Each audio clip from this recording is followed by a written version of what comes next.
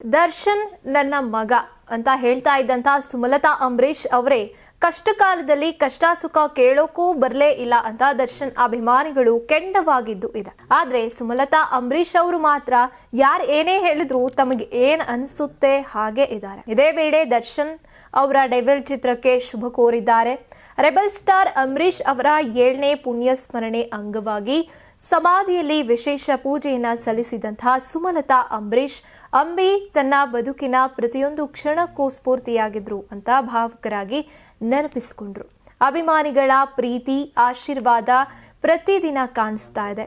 ಮೊಮ್ಮಗನ ನಗುವಿನಲ್ಲಿ ಅಂಬಿ ಮತ್ತೆ ಬದುಕಿ ಬಂದಂತಿದೆ ಅಂತ ಹೇಳಿದ್ರು. ಅಂಬಿ ಅವರ ಕ್ಷೇತ್ರದಲ್ಲೇ ತಾವು ಕೆಲಸ ಮಾಡ್ತಾ ಇರೋದು ಅವರ ಆತ್ಮಕ್ಕೆ ಶಾಂತಿ ಕೊಡುತ್ತೆ ಅಂತ ಕೂಡ ಶ್ರದ್ಧಾಂಜಲಿಯನ್ನ ಅರ್ಪಿಸಿದ್ರು. ರಾಜಕೀಯದ ಬಗ್ಗೆ ಮಾತನಾಡಿದಂತ ಸುಮಲತಾ, ಅಂಬಿ ಇದ್ದಾಗ ನಾನು ರಾಜಕೀಯದಿಂದ ಸಂಪೂರ್ಣವಾಗಿ ದೂರ ಇದ್ದೆ. ಆ ಕಾಲದಲ್ಲಿ ರಾಜಕೀಯದ ಆಳವನ್ನ ಅಷ್ಟಾಗಿ ಅರ್ಥ ಮಾಡ್ಕೊಂಡಿರ್ಲಿಲ್ಲ. ಆದ್ರೆ ಒಂಟಿ ಹೆಣ್ಣಾಗಿ ನಿಂತ ಮೇಲೆ ಬಹಳ ಸವಾಲುಗಳನ್ನೇ ಎದುರಿಸಿ ಅದರ ಅರ್ಥ ಅನುಭವ ಎರಡನ್ನೂ ಅರಿತುಕೊಂಡಿದ್ದೀನಿ. ರಾಜಕೀಯ ಅಂದ್ರೆ ಕೇವಲ ಫಂಕ್ಷನ್ಗಳಿಗೆ ಹೋಗೋದಲ್ಲ, ಜನರೊಂದಿಗೆ ಇರುವಂತ ನಿಜವಾದ ಜವಾಬ್ದಾರಿ ಅದು ಅಂತ ಹೇಳಿದ್ರು.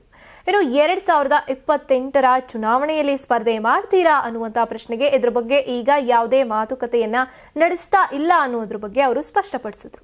ಅಭಿಷೇಕ್ ಅಂಬರೀಶ್ ಅಂದ್ರೆ ತಮ್ಮ ಮಗನ ಕುರಿತು ಮಾತನಾಡಿದಂತ ಅವರು, ಅಭಿಷೇಕ್ಗೆ ಸರಿಯಾದ ಅವನನ್ನ ಎಸ್ಟಾಬ್ಲಿಷ್ ಮಾಡುವಂತ ಕತೆ ಬೇಕು. ಬ್ಯಾಡ್ ಮ್ಯಾನರ್ಸ್ ಅವನಿಗೆ ಹಿನ್ನಡೆ ಆಗಿತ್ತು, ಆದ್ರೆ ಅದು ಕಲಿಕೆ. ಹಿಂದಿನ ಪೀಳಿಗೆಗೆ ಏನು ಬೇಕು ಅನ್ನೋದು ಅವನಿಗೆ ಚೆನ್ನಾಗಿ ಗೊತ್ತಿದೆ. ಸ್ಕ್ರಿಪ್ಟ್ ಸ್ಟ್ರಾಂಗ್ ಆಗಿದ್ರೆ ಮಾತ್ರ ಅವನು ಮುಂದಿನ ಸಿನಿಮಾಗೆ ಒಪ್ಕೋತಾನೆ ಅಂತ ಹೇಳಿದ್ರು. ಅಭಿಷೇಕ್ ತನ್ನ ದಾರಿಯನ್ನ ತನ್ನದೇ ಆದ ರೀತಿಯಲ್ಲಿ ಕಟ್ಕೋತಿದ್ದಾರೆ ಅಂತ ತಾಯಿ ಸುಮಲತಾ ವಿಶ್ವಾಸವನ್ನ ವ್ಯಕ್ತಪಡಿಸಿದ್ರು. ಇನ್ನು ಕೊನೆಯದಾಗಿ ದರ್ಶನ್ ಹಾಗೇನೆ ಡೆವಿಲ್ ಸಿನಿಮಾ ವಿಷಯಕ್ಕೆ ಬಂದಾಗ ಸುಮಲತಾ ಸರಳವಾಗಿನೇ ಆದ್ರೆ ಗಂಭೀರವಾಗಿ ಪ್ರತಿಕ್ರಿಯಿಸಿದ್ರು. ದರ್ಶನ್ಗೆ ಒಳ್ಳೇದಾಗಬೇಕು, ಇದು ತುಂಬಾ ಚಾಲೆಂಜಿಂಗ್ ಪರಿಸ್ಥಿತಿ. ಸತ್ಯ ಪರ್ಮನೆಂಟ್ ಆಗಿ ಮುಚ್ಚಿಡೋದಕ್ಕೆ ಆಗೋದಿಲ್ಲ, ಆಗ್ಬಾರ್ದದ್ದೇ ಆಗೋಗಿದೆ. ಇದ್ರ ಬಗ್ಗೆ ಮಾತನಾಡಿ ಪ್ರಯೋಜನ ಇಲ್ಲ ಅಂತ ಹೇಳಿದ್ರು. ಇನ್ನು ಡೆವಿಲ್ ಚಿತ್ರದ ಬಗ್ಗೆ ಅವರು ಪ್ರಚಾರವನ್ನ ಚೆನ್ನಾಗಿ ಮಾಡ್ತಾ ಇದ್ದಾರೆ. ನಾನು ನೇರವಾಗಿ ಇನ್ವಾಲ್ವ್ ಆಗೋದಿಲ್ಲ, ಆದ್ರೆ ವೆಲ್ ವಿಷರ್ ಆಗಿ ಸಿನಿಮಾ ಹಿಟ್ ಆಗ್ಲಿ ಅಂತ ಹಾರೈಸ್ತೀನಿ ಅಂತ ಅಭಿಪ್ರಾಯವನ್ನ ಹಂಚಿಕೊಂಡ್ರು. ಅಂಬರೀಶ್ ಅವರ ನೆನಪುಗಳನ್ನ ಹಂಚಿಕೊಂಡಂತ ದೊಡ್ಡಣ್ಣ ಅವರು ಅದೇ ಸಂದರ್ಭದಲ್ಲಿ, ಅಂಬಿ ನಮ್ಮನ್ನ ಬಿಟ್ಟು ಹೋಗಿ 7 ವರ್ಷ ಆಗಿದೆ. ಅವರ ದೇಹ ಮಣ್ಣಾದ್ರೂ ಆತ್ಮ ನಮ್ಮ ಜೊತೆನೆ ಇದೆ. ನಾವು ಹೋಗ್ತಾ ಇರುವಂತಹ ದಾರಿ ಅವರದ್ದೇ ದಾರಿ ಅಂತ ಹೇಳಿದ್ರು. ಇನ್ನು ಮೊಮ್ಮಗನ ಬಗ್ಗೆ ಹೇಳಿದ್ರು.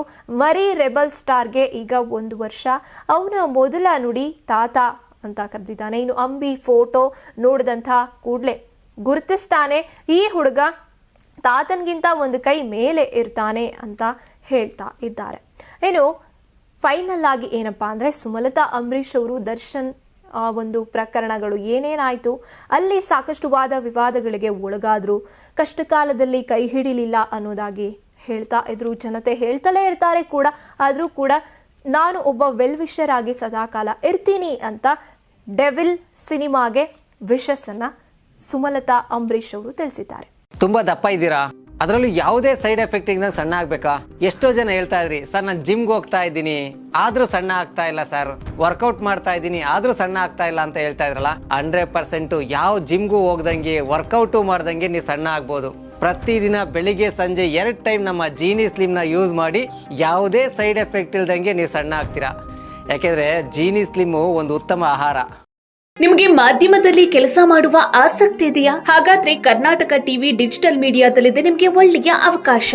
ಆಯ್ಕೆಯಾದವರಿಗೆ ಉಚಿತ ತರಬೇತಿ ಕೊಡ್ತೀವಿ. ತರಬೇತಿ ನಂತರ ಕೆಲಸ ಮಾಡುವ ಅವಕಾಶನೂ ಕೊಡ್ತೀವಿ. ಈ ಕೂಡಲೇ ನಿಮ್ಮ ಮಾಹಿತಿಯನ್ನ ಮೇಲ್ ಮಾಡಿ.